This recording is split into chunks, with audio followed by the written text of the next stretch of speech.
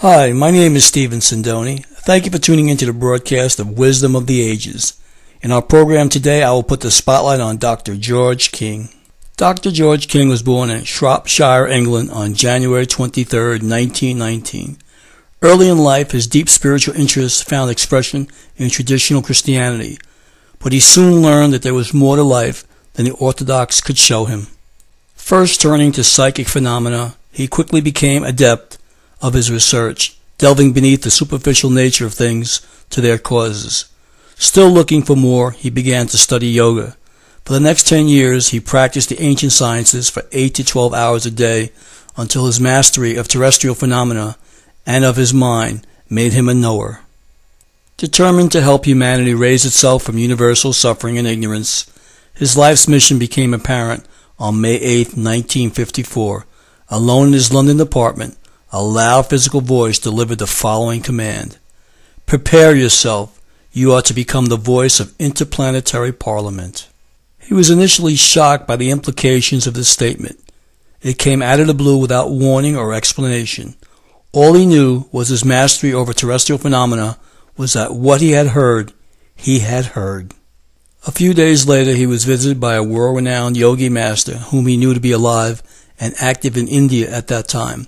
This master, in every way physical, entered and left through a locked door that he did not open. During the meeting, Dr. King was given a series of highly specialized exercises enabling him to bring about a state of consciousness necessary for the establishment of mental rapport with the cosmic masters who inhabit the higher planes of other planets. In the previous 10 years, Dr. King had become a master of Raja, Gnani, and Kundalini Yoga, able to attain the elevated state of consciousness known as samadhi. It was for this reason that the cosmic masters of the solar system began to use him as primary terrestrial mental channel in order to give their message to Earth. Dr. King's mission had now begun. It was 1955. From the moment of the command, all Dr. King's personal business ambitions were abandoned as the information from the space intelligences grew in importance and urgency. On their direction, he founded the Aetherius Society and began publishing the journal Cosmic Voice.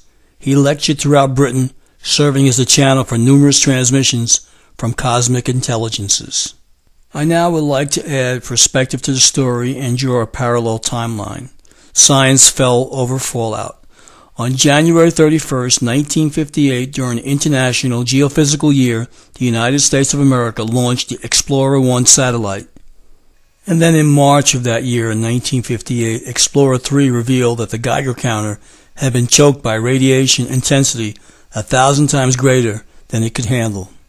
Mr. Van Allen concluded that the Earth was surrounded by donut-shaped radiation belts. These belts were promptly dubbed the Van Allen belts. And almost 1 year prior to Van Allen's discovery, the master Aetherius had revealed the presence of a radiation belt around Earth. In a cosmic transmission through His Eminence Sir George King, he also described its cause, something that took scientists several years to work out. On June 2, 1957, a series of message transmissions given through the founder of the Aetherius Society, Dr. George King, from 3 great extraterrestrial intelligences, had advised mankind about the grave consequences of nuclear experimentation. These transmissions were deemed to be of such importance that they were immediately published and sent out to authorities of every major country on Earth. Dr. George King went on to say, Mars Sector 6, there are 4 emergency satellites now in the skies of Terra.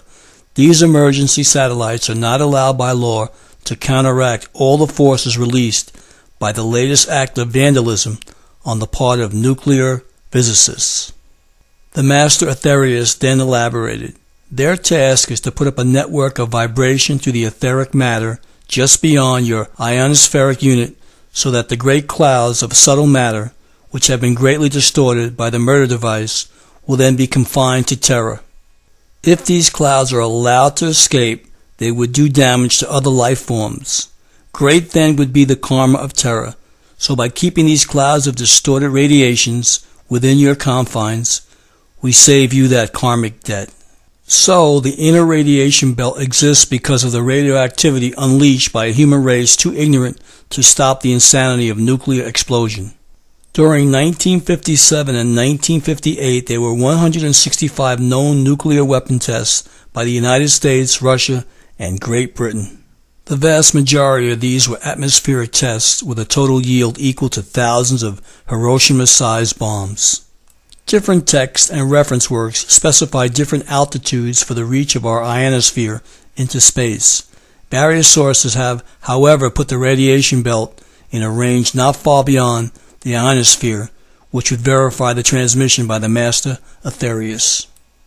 The late Professor Sidney Chapman, president of the IGY Special Committee, who was one of the world's foremost physicists, wrote in 1959, "The Van Allen belt is a hazard to space travelers in this region.